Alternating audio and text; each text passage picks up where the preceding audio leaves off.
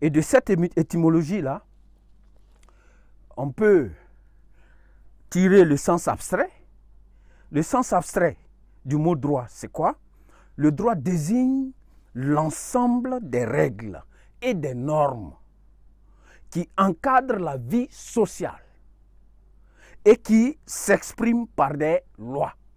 L'ensemble des règles et des normes qui encadrent la vie sociale et qui s'expriment par des lois.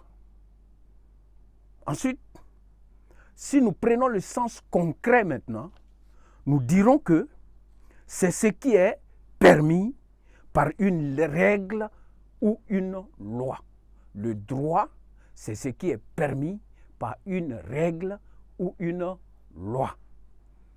C'est ce qui est exigible et ou autorisé. Ce qui est exigible ou autorisé, c'est aussi, voilà. Et à ce niveau, nous devons distinguer le droit de la force. Il y a une nuance.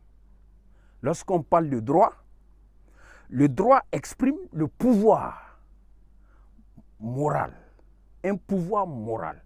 Tandis que la force renvoie à un pouvoir physique. Si nous voulons juste permettre de comprendre la nuance. On peut aller mieux que ça. Mais tenons-en à cela.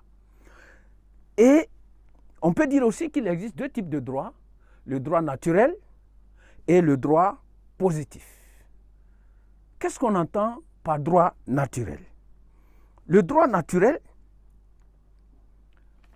donc nous allons noter cela, c'est notre second point d'ailleurs, au petit b, le droit naturel, le droit positif.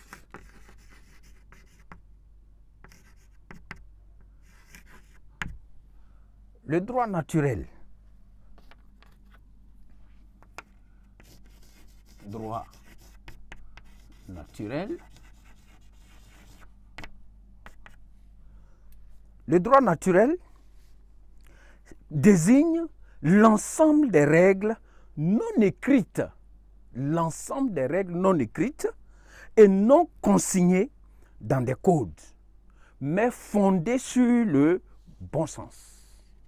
L'ensemble des règles non écrites, non consignées dans des codes, mais fondées sur le bon sens. Voilà. Et maintenant, donc, ici le droit naturel, règles non écrites, règles non écrites, voilà, mais fondées sur le bon sens. Ça rentre plus.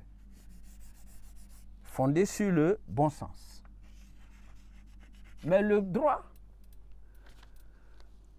maintenant si nous parlons du droit positif, c'est carrément l'ensemble, ici on a bien dit, c'est le droit naturel est l'ensemble des règles non écrites, mais fondées sur le bon sens. Alors que le droit positif, c'est l'ensemble des lois en vigueur. Et ces lois-là sont données et consignées dans des codes juridiques. Le droit naturel n'est pas consigné dans des codes juridiques, il n'est pas écrit, mais il est fondé sur le bon sens. Par contre, le droit positif, lui, il est écrit et il est mis dans des codes, voilà, et ce droit positif-là est consigné dans des codes juridiques, voilà, et ce sont les lois en vigueur. Voilà ce qu'il faut retenir. C'est l'ensemble des lois en vigueur qui forment le droit positif. Donc nous sommes en train de faire un peu du droit, de cours de droit, voilà. Et pour mieux comprendre et mieux nous défendre par la suite, voilà, si Maintenant, il existe plusieurs types de droits positifs. Nous allons juste brosser quelques-uns. Nous avons le droit civil. Voilà. Le droit civil qui impose aux personnes le respect des mêmes lois. Voilà. Entre elles. Nous avons le droit administratif qui régit le fonctionnement des institutions publiques. Nous avons le code pénal qui établit les infractions pénales, voilà, et puis les sanctions, voilà, qui sont associées à ces infractions.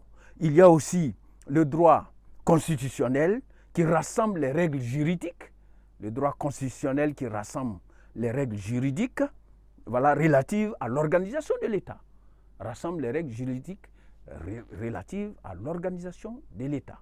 Tout État a des règles, des lois.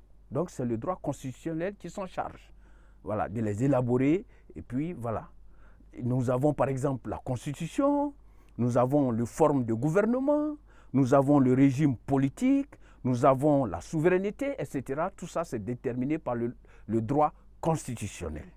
Et maintenant nous allons chercher à savoir ce que c'est que la justice. Après avoir défini la nation et la patrie, la politique et l'État, nous sommes passés au droit. Et à ce niveau, nous avons vu ce que c'est que le droit. Nous avons parlé du droit naturel et du droit positif. Et maintenant, nous allons voir ce que c'est que la justice.